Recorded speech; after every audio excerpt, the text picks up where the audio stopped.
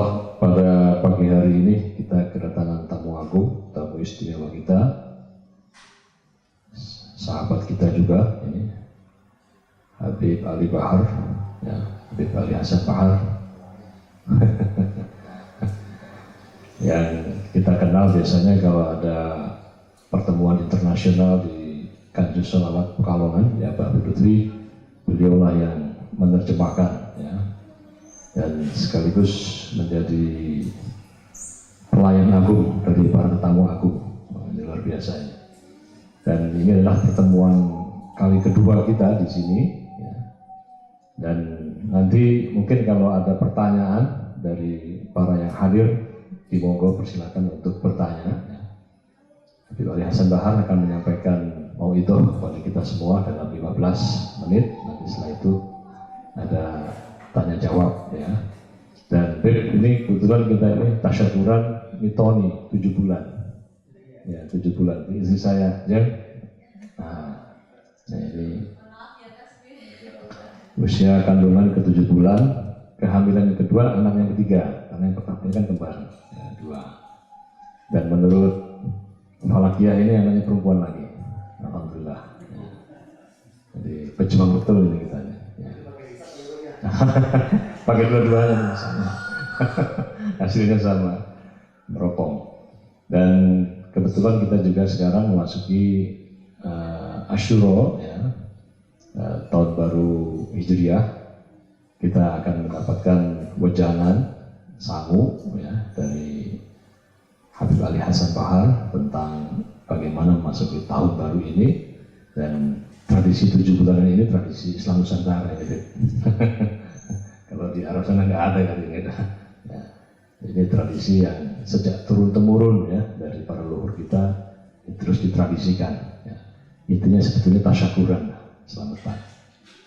Itu waktu secara luas kita sampaikan kepada Maulana Habib Ali Hasan Bahar.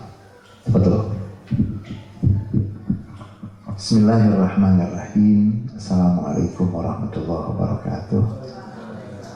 Alhamdulillah al-malikil ma'bud huwar rahim huwal wadud.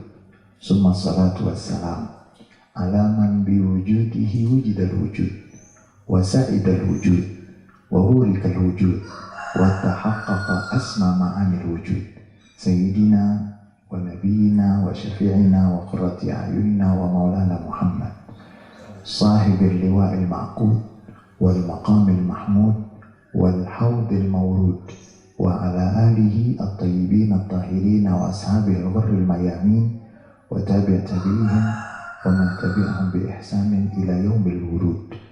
Puja dan puji syukur senantiasa kita aturkan kehadirat Allah Subhanahu wa taala.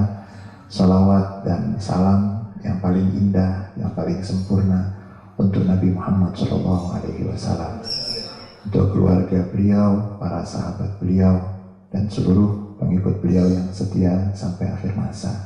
Yang sangat saya hormati, yang sangat saya cintai, Bapak Kiai Haji Helmi Faisal Zaini, Sekjen organisasi terbesar di dunia, sampai akhirat. Jadi organisasi keagamaan terbesar di dunia sampai akhirat. Mudah-mudahan beliau selalu sehat walafiat, dan mudah-mudahan organisasi yang paling besar, betul kayaknya di dunia organisasi keagamaan paling besar itu adalah Nahdlatul Ulama. Mudah-mudahan kita semua mendapatkan keberkahan dari seluruh para pendiri, dari seluruh para kiai, para ulama yang menjadi bagian dari organisasi yang paling besar, paling berkah. Mudah-mudahan saya dan kita semuanya mendapatkan keberkahan tersebut. Kemudian hadir di sini juga tamu-tamu yang saya hormati, saya muliakan, dan tentunya keluarga Sohibul Bait yang berbahagia. Tadi saya bilang dua ini kayak cantik-cantik banget. Putri Campa. Hah? Cantik-cantik aja. Dan alhamdulillah tadi katanya menurut Badan Hisab dan Ru'yah itu akan lahir lagi wanita. Dan Nabi Muhammad SAW ketika tradisi di sana waktu itu tradisinya itu kalau belum punya anak laki-laki belum tenang. Bener. Ini tradisi. Ini bukan tradisi sini, bukan. Tradisi di sana itu waktu itu sampai di dalam Al-Quran itu kan dijelaskan. Wa idza busyira ahaduhum bil unsa dhalla wajhuhu muswadda wa huwa kazim. Apabila salah seorang dari mereka diberitakan gembira bahwa lahir anak yang perempuan itu, dia mukanya mengkerut. Muswadda, mukanya itu dikerutkan, itu dicela oleh Al-Quran. Satu-satunya manusia di atas muka bumi ini, di tengah masyarakat yang hanya mengharapkan lahirnya anak laki-laki, yang memperjuangkan bangga dengan kelahiran anak perempuan adalah Rasulullah SAW. Rasulullah, masyarakat Timur Tengah waktu itu, mereka paling malu tuh kalau anaknya perempuan. Tapi yang mengumumkan dengan bangga punya anak perempuan itu Rasulullah. Fatimah bid'atun minni, man ahabbaha faqad ahabbani, wa man abghadaha faqad abghadani. Waktu itu masyarakat di sana tuh nggak senang kalau punya anak perempuan. Nabi mengumumkan Fatimah bid'atun minni, Fatimah adalah gumpalan dagingku. Siapa yang membuat dia gembira, senang, dia membuat aku gembira dan senang. Siapa yang membuat dia murka, berarti dia telah membuat aku murka.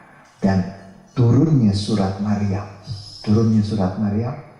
menjadi bukti ajaran Islam itu memberikan posisi kepada wanita dengan semulia-mulianya. Jadi kalau ada lahir aliran namanya feminisme, kalau untuk di negara Islam, di dunia Islam itu salah tuh lahirnya. Itu salah tempat dia lahirnya. Karena kita ketika bayangkan 1400 tahun yang lalu di Timur Tengah sendiri dan di belahan dunia memang gak suka dengan kelahiran anak perempuan. Dan terutama di Timur Tengah waktu itu mereka tuh malu menyebut nama perempuan. Allah turunkan surat Maryam, yang sampai sekarang surat Maryam itu diteliti oleh saudara-saudara kita yang beda keyakinan dengan kita. Itu bahkan Madam Teresa paling senang baca surat Maryam. Umat Islam gak pernah baca. Adanya roti Maryam. Madam Teresa itu paling senang baca surat Maryam. Bahkan pernah mereka yang beragama Nasrani itu melakukan demonstrasi, minta, ini nggak apa-apa kita ngomong sedikit ya, kata-katanya bebas tadi gitu. Jadi mereka bilang tuh ada sebagian dari kelompok saudara-saudara kita yang agama Nasrani itu di beberapa belahan dunia itu mereka mengatakan 3 itu nggak pas karena nggak ada unsur perempuannya. Tuhan Bapa, Tuhan Anak, Rohul Kudus, perempuannya nggak ada. Makanya ada aliran nanti di tengah-tengah mereka itu yang di salah satu gereja di Amerika itu ada yang Rohul Kudusnya diganti dengan Bunda Maria. Karena harus ada unsur perempuannya. Subhanallah, ajaran yang dibawa oleh Nabi Muhammad SAW ada surat Maryam. Dan kalau kita baca surat Maryam itu memang turunnya di malam hari. Besok paginya ada seorang sahabat datang. Wahai Rasulullah, istri saya baru melahirkan. Nabi Muhammad tanya, anak yang dilahirkan laki atau perempuan? Perempuan. Kata Nabi, Samiha Maryam, nuzilat alaiya layla suratu Maryam. Rasulullah bilang, kasih nama Maryam. Semalam baru turun untuk saya surat Maryam. Makanya ada sahabat nanti namanya Abu Maryam. Abu Maryam karena yang lahir anaknya perempuan dan Nabi baru mendapatkan surat Maryam. Jadi hari ini kita di kediaman Bapak Sekjen PBNU melakukan tasyakur budaya yang sangat bagus. Dan sekarang sudah banyak yang benar-benar memahami. Ternyata memang secara garis besar di dalam ajaran Islam budaya itu nggak bisa ditolak sampai dia bertentangan dengan ajaran Islam. Jadi ketika ada budaya yang bagus, maka itu diterima. Kecuali budaya tersebut bertentangan dengan ajaran Islam. Karena jangan sampai, mohon maaf, kita di Nahdlatul Ulama, di MUI itu kan terus mengusahakan untuk mencerdaskan gitu. Karena banyak orang yang maaf hidup di zaman modern, tapi cara berpikirnya itu primitif. Hidup di zaman modern, handphonenya paling baru, itunya paling baru. Cuman cara berpikirnya itu primitif. Ketika ada peringatan tahun baru Hijriah, dia mempermasalahkan Nabi Muhammad nggak pernah melakukan itu, yang ngomong seperti itu benar-benar primitif, cuman lahirnya aja terlambat gitu. Bagaimana kita bilang primitif lahirnya terlambat? Kalau dia baca sejarah dengan baik, penanggalan Hijriah itu pertama dilakukan oleh Sayyidina Umar bin Khattab radhiyallahu anhu wa arda. Zaman Nabi Muhammad itu nggak ada penanggalan. Masa itu kalau mau buat tanggalan itu misalnya bulan Muharram yang banjir besar, bulan Muharram pilkada, bulan Muharram, jadi ditandai dengan peristiwa. Bulan, misalnya bulan Rajab musim hujan, bulan Rajab gagal panen, jadi ditandai dengan. Nah, Sayyidina Umar bin Khattab radhiyallahu anhu wa arda cerdas. Makanya orang kalau dekat sama Nabi itu cerdas. Bener, orang yang dekat sama Nabi, jangankan orang, ontak. Bener, itu nanti kalau baca sirah Nabi Muhammad SAW, Nabi Muhammad ketika turun sampai di Madinah dari Kuba, itu kan beliau tidak naik untanya. Kemudian semua kan menyambut kedatangan beliau itu dengan, sampai dikatakan kota Madinah belum pernah bercahaya, belum pernah bergembira ria sebagaimana bercahayanya dan gembiranya ketika datangnya Nabi Muhammad SAW ke kota Madinah. Itu semua yang menyambut, kemudian semua menawarkan Nabi untuk singgah di rumahnya. Nabi Muhammad bilang apa? Biarkan ontaku, dauha fa innaha ma'murah. Biarkan nanti ontak saya itu dia akan berhenti di tempat yang, jadi ontaknya cerdas. Jadi kalau ada orang mengaku umat Nabi Muhammad nggak cerdas, itu kalah sama, mohon maaf saja, itu kalah sama ontak. Orang yang ikut dengan Nabi Muhammad, jangankan orang, binatang aja yang menjadi bagian bersentuhan dengan Nabi Muhammad itu jadi cerdas. Satu demi satu rumah dilewati, tidak berhenti ontak itu. Tiba-tiba berhentinya di rumah Abu Ayyub Al-Ansari radhiyallahu anhu warḍah. Langsung fabarakat naqatu Rasulillah sallallahu alaihi wasallam. Ontak Rasulullah langsung duduk mantep di depan rumahnya Abu Ayyub Al-Ansari radhiyallahu anhu warḍah, dan Rasulullah mengatakan, di situ saya singgah. Abu Ayyub paling miskin di antara rumah-rumah yang ada di situ yang dilintasi. Jadi kalau ada orang mengaku pengikut Rasulullah tapi nggak cerdas, Sayyidina Umar itu kan cerdas. Begitu dapat surat, Sayyidina Umar tanya, ini surat kapan ditulisnya? Bulan Sya'ban. Sya'ban yang mana, kata Sayyidina Umar? Waduh, waktu itu belum ditandain. Ada peristiwa apa? Cerdas, bukan primitif, cerdas, kreatif, cerdas. Sayyidina Umar mengumpulkan para sahabat. Kita harus buat, kalau bahasa kita sekarang itu kalender. Nabi nggak pernah, jadi kalau ada yang bilang, kenapa kita bikin tahun baru Hijriah? Nabi nggak pernah buat. Nah itu lahirnya terlambat ya. Itu orang primitif lahir di zaman milenial tuh. Nabi tidak mengalami itu. Nanti para ulama membahas, ada namanya at-tark yang Nabi tidak lakukan.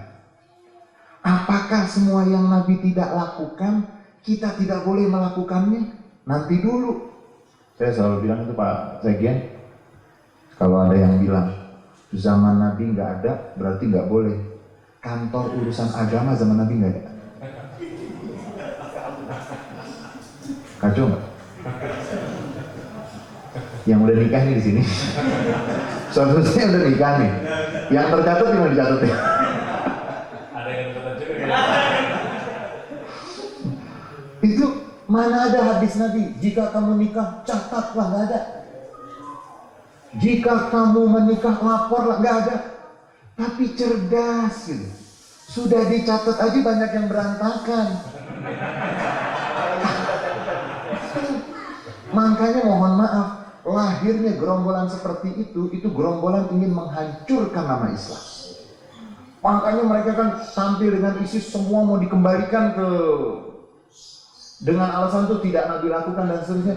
Nanti ya, kalau kita menjadi guru, paling enak jadi guru punya murid yang cerdas, dikasih sinyal paham.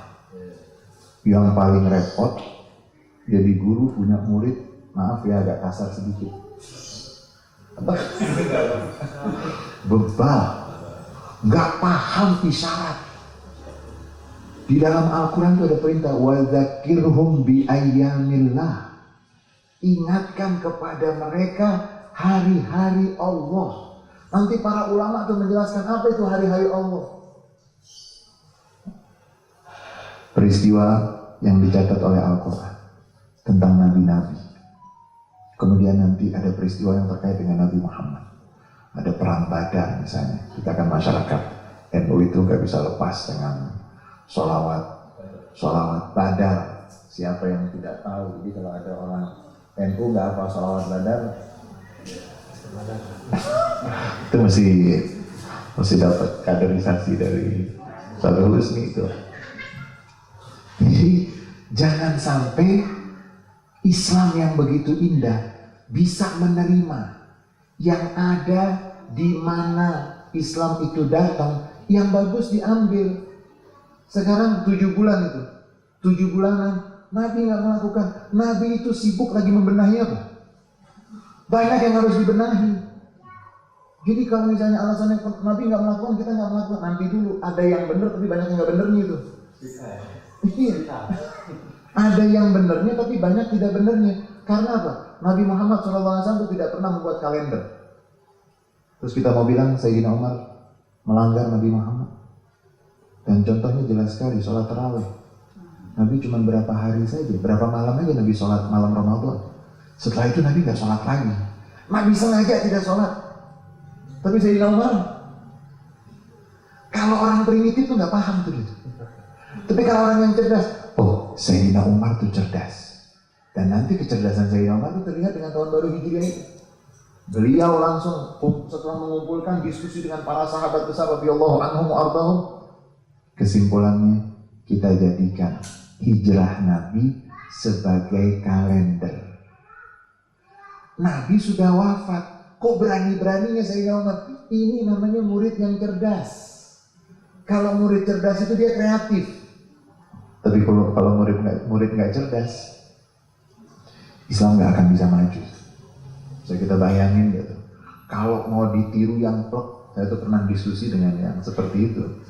Saya bilang kalau mau pergi haji plek dengan cara Nabi Muhammad, kamu harus naik onta. Kalau nggak naik onta, bawa yang akan disembelih dari tempat kamu. Karena Nabi itu kan membawa, yang akan disembelih itu dibawa oleh beliau. Kemudian kalau nggak bisa itu semuanya, Nabi itu tawafnya naik onta. Coba kamu tawaf naik onta. Insya Allah nggak ditangkap polisi, nggak dibawa ke rumah sakit khusus. Karena harus penanganan khusus. Tidak semua yang Nabi tidak lakukan, kalau kita lakukan itu menjadi salah. Ulama besar dari Maroko, Sayyid Abdullah bin Siddiq Al-Humari, seorang ulama besar dari Maroko yang seluruh saudara kandungnya itu adalah ulama-ulama besar. Itu beliau menulis dari sekian banyak tulisan beliau diantara tentang at-tark. Apa yang Nabi Muhammad tinggalkan nanti dulu. Nabi Muhammad itu pernah datang, sahabat sedang kumpul, sedang makan sahabat. Nabi datang, kemudian sahabat mengatakan, Rasulullah ikut makan dengan kita. Nabi tangan beliau yang mulia sudah menyentuh makanan, sudah disentuh sama tangan Nabi yang mulia. Nabi belum masukkan. Nabi tanya, ini daging apa? Sahabat udah makan nih semua, ada yang udah berapa ini? Ada yang udah. Nabi belum masuk ke mulut beliau yang mulia. Beliau tanya, ini daging apa? Mereka bilang lahmu dob. Dob itu saya pribadi nggak mau menerjemahkannya biawak. Karena mohon maaf, terjemahan juga itu harus hati-hati. Karena boleh jadi ada jenis binatang masa lalu ada, sekarang sudah punah. Jadi jangan terus, ini bahaya juga nih kalau main mentah-mentah menerjemahkan itu kan bahaya juga. Makanya kan kadang-kadang terjemahan Al-Quran itu suka ada yang kurang pas. Karena barangkali dia tidak mengerti budaya, tidak mengerti backgroundnya dan seterusnya. Nabi bertanya, ini daging apa? Daging dob. Kalau saya mengatakan, udah kita pakai istilah dob saja. Tidak ada jenis binatang, walaupun nanti disebut itu mirip dengan biawak dan seterusnya. Tapi jangan terus antik juga. Cari dob, main makan aja. Nabi tanya, daging apa? Mereka mengatakan, daging dob. Rasulullah taruh, nggak jadi makan. Nabi meninggalkan. Hukumnya apa itu? Ntar dulu, jangan primitif. Nabi tidak jadi makan. Sahabat gimana yang udah makan dan sedang makan? Pesolok tuh, kira-kira gitu kan. Ini yang pesolok yang ada. Itu gimana tuh? Nabi Muhammad tidak jadi makan. Ini sudah dipegang loh. Nabi ditanya Rasul, kenapa? Aku nggak biasa. Aku tidak biasa. Nanti para ulama mengatakan ada yang Nabi tinggalkan karena Nabi tidak biasa. Jangan terus Nabi nggak pernah melakukan haram, itu sahabat nggak bubar tuh. Lanjutin makan meskipun agak. Tapi kan kalau kita bicara hukum boleh. Nah rupanya yang paling cerdas itu kiai-kiai NU. Begitu lihat di Indonesia ada budaya yang bagus terus mau diambil. Makanya itu kita punya kan pintu gerbang itu kan sebetulnya pintu bahasa Jawanya lawak. Tapi kenapa gapura? Kalau ada hajatan kenapa janur? Janur. Mana ada janur warna hitam? Ja'a datang, nur cahaya. Bagaimana dakwah sampai Islam itu masuk ke hati? Karena beda kalau Anda melakukan sesuatu karena takut dengan Anda melakukan sesuatu karena cinta. Jadi kalau misalnya ada ibu-ibu disuruh masak karena takut, rasanya gimana?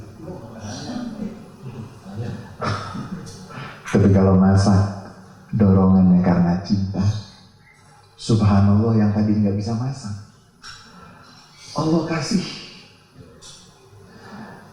7 bulanan, 4 bulan, 7 bulanan. Coba lihat di dalam Al-Quran ada nggak sih? Ada eksplisit, ada yang implisit, ada yang tersurat, ada yang tersirat. Yang repot itu kalau orang primitif nggak paham. Kadang-kadang udah tersurat masih nggak paham. Jangankan yang tersirat, yang tersurat aja nggak paham dia. Silakan baca satu surat dalam Al-Quran. Itu dikatakan oleh para peneliti agama, itu surat tentang toleransi, dialog antar agama. Surat Al-Imran itu dikatakan surat dialog antar umat beragama. Karena Nabi kan kedatangan para pendeta Nasrani Najran, kemudian terjadilah dialog, turun surat Al-Imran. Di dalam surat Al-Imran, Iza qalat imra'atu imrana rabbi inni nadartu laka ma fi batni muharraran fataqabbal minni. Ingatlah ketika istri Imran. Istri Imran itu berarti ibu dari Siti Maria. Kalau menurut saudara-saudara kita agama Nasrani itu mereka disebut Bunda Maria. Istri Imran, siapa namanya? Nanti dikatakan namanya Hannah. Ingatlah ketika istri Imran dalam keadaan hamil, dia mengatakan, Inni nazartu laka ma fi batni muharraran fataqabbal minni. Aku nazar yang ada di perutku ini, aku siapkan untuk menjadi pelayan rumah suci. Waktu itu belum ada USG. Falamma wada'at qalat rabbi inni wada'tuha unsa wa laysa dzakaru kal unsa.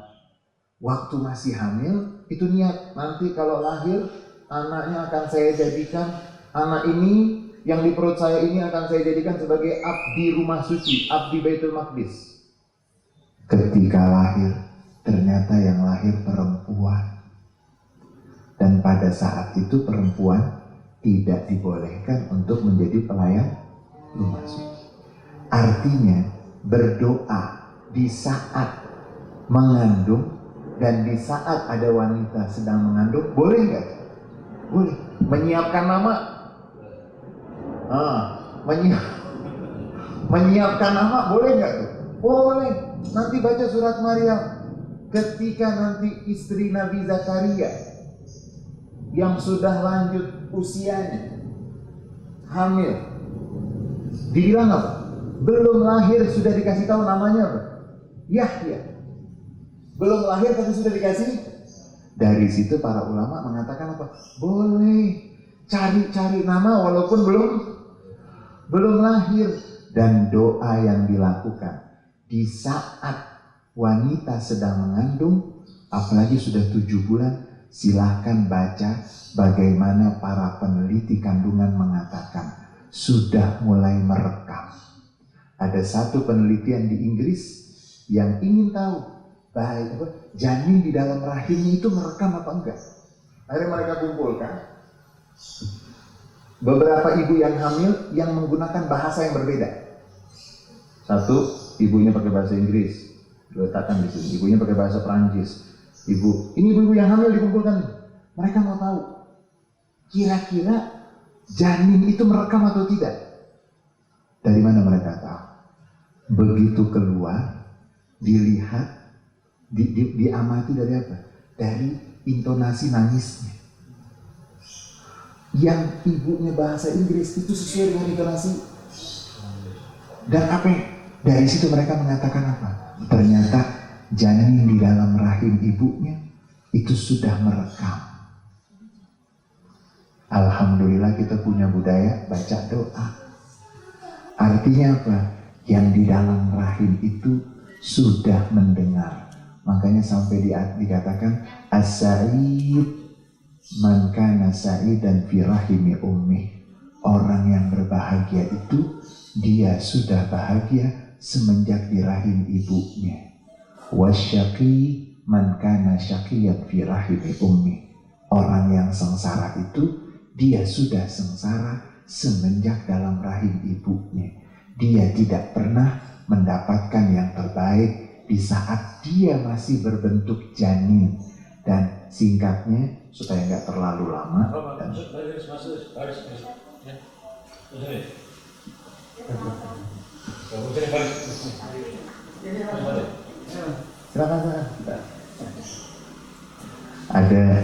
Ada satu cerita. Habis ini kalau ada mau disampaikan atau mau ditambah silakan.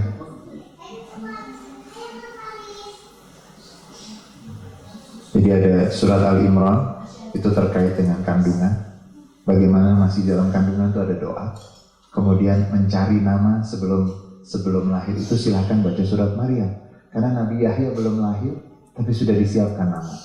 Nanti kamu akan memiliki bayi laki-laki. Namanya Yahya. Lam naja'allahu min qablu samiyya. Belum pernah ada yang namanya. Jadi kalau kita mau cari nama, wah saya mau cari nama nih, nama yang belum ada. Boleh, tapi memang harus memahami Al-Quran bukan hanya yang tersurat, tapi juga yang tersirat. Singkatnya, pada kesempatan yang berbahagia ini, ada satu kisah. Kisah ini cukup populer. Ada seorang ayah, kalau bahasa kita mungkin dia capek sama anaknya, bandel betul. Datanglah si ayah kepada Sayyidina Umar bin Khattab, Amirul Mukminin radhiyallahu anhu warḍah. Dia bilang, wahai Amirul Mukminin, Umar bin Khattab, anak saya tuh bandel sekali. Saya gak kuat. Tolong nasihatin anak saya. Sayyidina Umar bilang, bawa anak kamu kesini. Dibawa anak. Ditanya, wahai anak, kamu tahu surga itu dapat dicium semerbak harumnya dari radius perjalanan 1000 tahun. tidak akan diberikan. Jangankan masuk, menciumnya saja tidak akan diberikan oleh Allah untuk anak yang durhaka. Astagfirullah, anak itu nangis. Wahai anak, kamu tahu yang dibayar kontan itu, banyak orang berbuat baik tapi nanti bisa diganjarnya itu di akhirat. Banyak orang berbuat buruk tapi nggak dapet sanksinya di dunia. Yang dibayar kontan itu bakti atau durhaka. Anak itu nangis. Kemudian sudah dapat nasihat dari Sayyidina Umar. Sambil menangis, anak itu mengatakan, wahai Amirul Mukminin, semua yang engkau sampaikan tadi itu adalah kewajiban anak terhadap orang tua. Boleh tidak saya bertanya? Silakan. Apakah ada kewajiban orang tua terhadap anaknya? Apakah ada kewajiban orang tua terhadap anak? Sayyidina Umar bilang, ada. Boleh kau jelaskan? Bapaknya itu masih ada di situ. Anaknya masih nangis gitu ya. Sayyidina Umar mengatakan kewajiban yang pertama, seorang ayah itu punya kewajiban an yastanjiba ummah, harus memilih ibu atau istri yang akan menjadi ibu, istri yang berkualitas, istri yang salihah, istri yang tahu bahwa rumah tangga itu lebih berharga dari semua kerajaan, istri yang tahu bahwa kalau mendapatkan anak, anak adalah investasi yang paling apa disebut? Dari semua yang mahal. Anak itu menangis. Kenapa kamu menangis? La wallah mastanjabani ummi. Demi Allah, ayah saya itu tidak pandai memilih untuk memiliki istri yang akan menjadi anak-anaknya. Ibu saya ma ummi illa siddiyah. Ibuku adalah budak dari satu wilayah Sind yang harganya cuma berapa dirham. Gak ngerti ngurus anak, gak ngerti, gak tahu. Jadi kalau ada orang punya mobil mewah tapi dia gak tahu kalau itu mobil mewah gimana? Kan tidak terurus, tidak. Demi Allah, ibuku adalah budak yang dibeli oleh ayahku dengan harga yang sangat murah. Sayyidina Umar menengok ke ayah tersebut. Satu, kamu melanggar. Yang kedua, an yuhassin ismahu idza wulid, memberikan nama yang bagus jika nanti lahir. Anak itu bilang apa? La wallah ma sammani illa ju'ala. Demi Allah, saya enggak dikasih nama yang bagus. Saya dikasih nama ju'al, jim, ain, lam. Kalau dalam bahasa Arab itu artinya kelelawar jantan. Bahasa kita apa bahasa kita?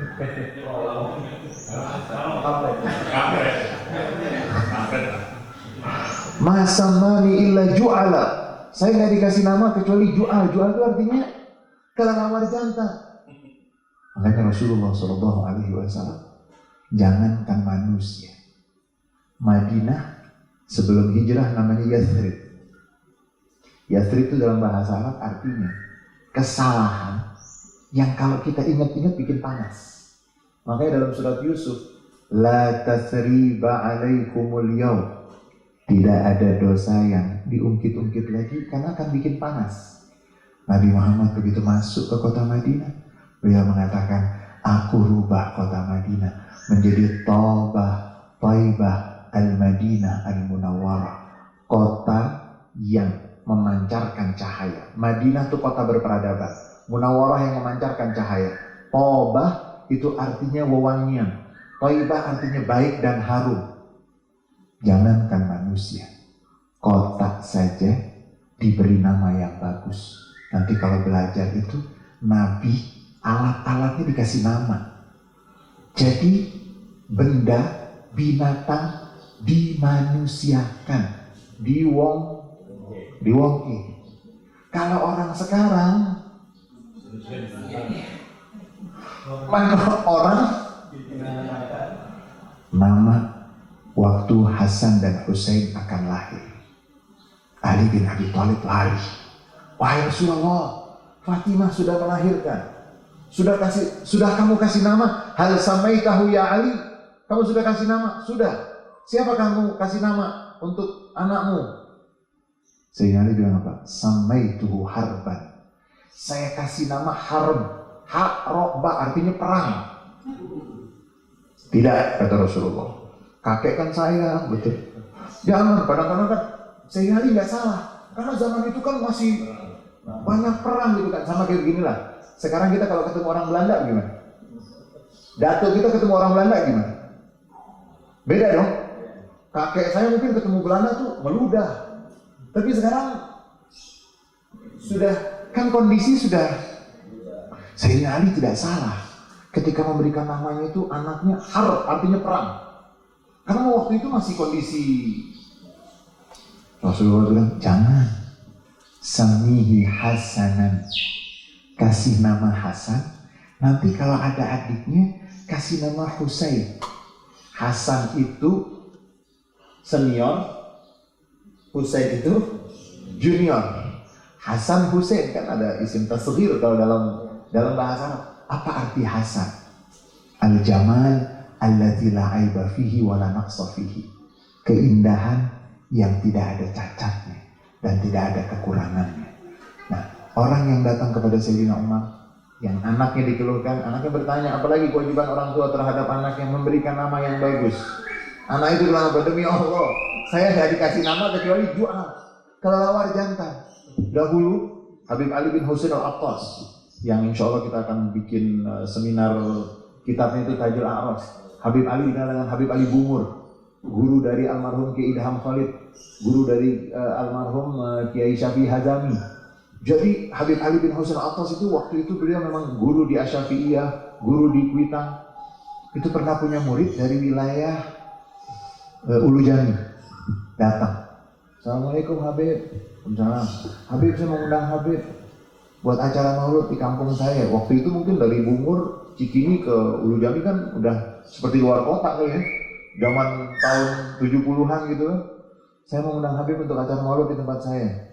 Namanya guru kan gak hafal semua nama anak muridnya. Nama kamu siapa? Saya Haji Na'ali, Beb. Na'al itu bahasa Arab artinya sendal. Nama saya Haji Na'ali. Tidak, kata Habib Ali bin Husain. Mulai hari ini nama kamu saya ganti menjadi Haji Jamal. Jamal itu artinya keindahan. Jadi nama itu penting. Saya rasa beliau sudah menyiapkan dan sudah bertanya, sudah menerawang semua. Itu bagus. Kemudian anak tadi kan mengatakan tidak. Sayyidina Umar marah dengan ayahnya. Dua kewajibanmu sebagai orang tua tidak kamu penuhi dan kamu melanggar. Yang ketiga kata Sayyidina Umar, an yu'allimahul Qur'an, mengajarkan Al-Quran. Lalu anak itu sambil menangis mengatakan, la wallah ma'allamani walau ayatan minal Qur'an. Demi Allah, ayahku tidak pernah mengajarkan kepadaku satu ayat Quran pun. Apa Sayyidina Umar bilang? Sayyidina Umar tegur ayah tersebut, aqaqta alaihi qabla an ya'uqqa alaik. Kamu telah mencetak dia menjadi orang yang durhaka. Jangan kamu keluhkan dia durhaka, karena kamu yang mencetak dia menjadi anak yang durhaka. 7 bulanan itu bagian dari kita mensyukuri dan bagian dari kita berdoa. Karena nanti para ilmuwan itu mengatakan, kalau udah 7 bulan itu udah mulai capek, udah mulai lelah, udah mulai susah, sudah mulai. Dan ketika 7 bulanan dilakukan, kita tuh diingatkan, jangan pernah tidak berbakti kepada ibu. Karena udah 7 bulan itu sudah berat, sehingga acara 7 bulanan itu bagian dari mendoakan. Mudah-mudahan yang hamil sehat, yang lahir juga sehat, dan menjadi penyedap pandangan mata. Jadi budaya berdoa jangan menunggu Nabi ngasih tahu. Jadi kalau kita punya pembantu nih, misalnya saya suka kasih contoh begini. Saya punya pembantu satu, saya bilang kamu di kebun, urusan kamu di kebun, kamu di dapur, kamu di bagian depan. Yang bagian depan sedang ke toilet, yang ada cuma yang di dapur. Ada bel berbunyi. Yang di dapur gimana? Karena dia primitif tadi, dia tahunya pokoknya tugasnya ke dapur. Ada Gojek mau nganterin, ada titipan dari Yusli. Terus itu dia gak dibuka-buka. Alasannya apa dia gak mau bergerak? Padahal majikannya, tuan rumahnya itu lagi mengirim sesuatu yang penting. Alasannya apa? Saya kan ditugaskan, jangan sampai Islam itu cara berpikirnya seperti itu. Akhirnya Islam tidak maju-maju. Bagaimana Sayyidina Umar bin Khattab radhiyallahu anhu wa ardhah yang memprakarsai tarawih. Sayyidina Umar bin Khattab yang memberikan tunjangan bagi ibu yang hamil dan menyusui. Sayyidina Umar bin Khattab yang pertama memprakarsai pensiun, bukan jiwasraya ya, pensiun diprakarsai oleh Sayyidina Umar. Itu yang kita katakan, siapapun yang dekat, siapapun yang mengikuti Nabi Muhammad SAW akan mendapatkan keberkahan, kecerdasan dan cahaya di setiap mengambil sikap. Dan para ulama-ulama kita di Nusantara, kiai-kiai kita di Nusantara, tidak ada yang melakukan sesuatu kecuali mereka telah meneliti, baik secara tersurat ataupun tersirat. Cuman kadang-kadang orang kalau primitif itu tahunya cuman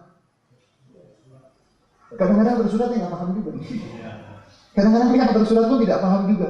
Jadi apa yang dilakukan oleh kita di Nusantara ini semua memiliki dasar-dasar yang boleh jadi dasar itu langsung, boleh jadi dasar itu tidak langsung. Dan yang kita lakukan hari ini adalah bagian kita berdoa karena kelahiran manusia bukan sembarang kelahiran. Kalau kita mau membedakan orang itu sudah dewasa atau tidak, lihat yang dia minta. Anak kecil mintanya apa? Mainan. Mintanya apa lagi? Mainan. Para nabi-nabi mintanya apa? Kalau dibaca dalam Al-Quran, Rabbi habli minas salihin, Rabbi la tadarni farda wa anta khairul warithin. Para nabi-nabi tidak minta kecuali keturunan dan punya anak perempuan banyak. Itu mirip dengan Nabi Muhammad. Rasulullah dijuluki dengan Abul Banat, Abu Zahra, karena Nabi Muhammad punya anak perempuan banyak. Dan nanti ada hadisnya. Jadi ada seorang sahabat berkata, "Wahai Rasulullah, anak saya 4-4-nya perempuan." Rasulullah bilang, yang punya 4 anak perempuan, dia rawat dengan baik, dia akan masuk surga. Ada lagi sahabat, Rasulullah, anak perempuan saya cuma 3. Rasulullah bilang, yang punya anak perempuan 3, dia mengurusnya dengan baik, dia masuk surga. Yang satu lagi datang, wahai Rasulullah, anak saya perempuan cuma 2, masuk surga. Satu, yang satu lagi, wahai Rasulullah, masuk surga.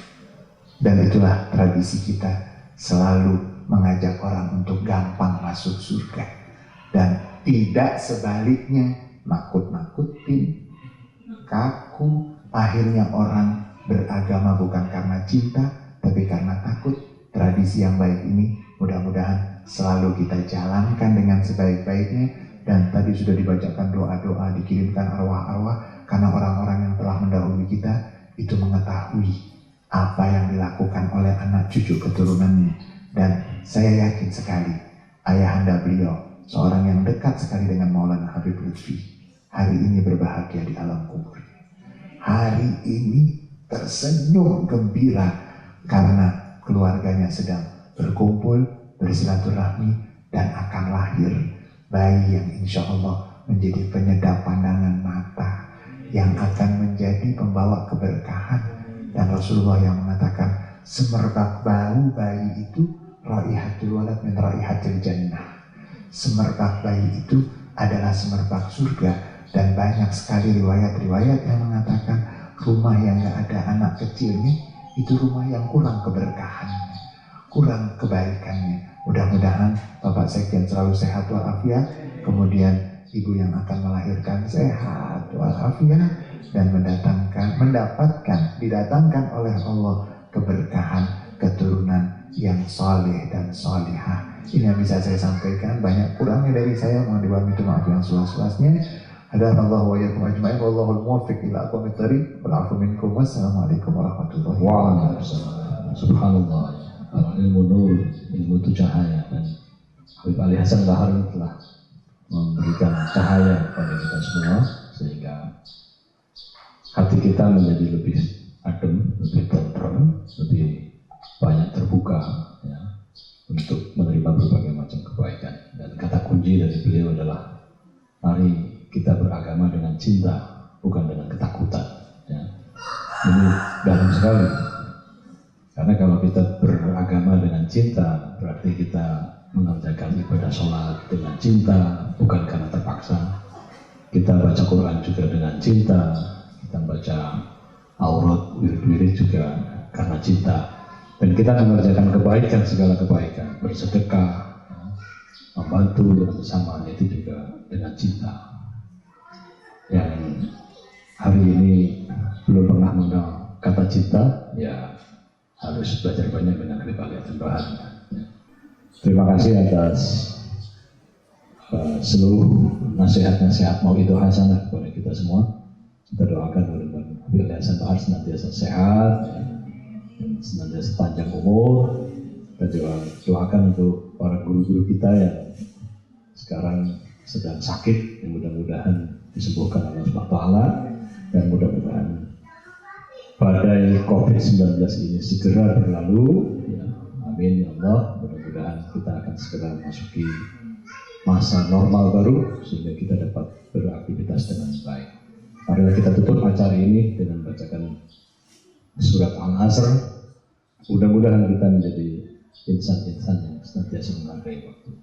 Bismillahirrahmanirrahim. Wal 'asr innal insana lafi khusr illa alladziina aamanu wa 'amilus shalihati wa tawasaw. Terima kasih. Maaf. Wallahu muwaffiq ila aqwamit thoriq. Assalamualaikum warahmatullahi wabarakatuh.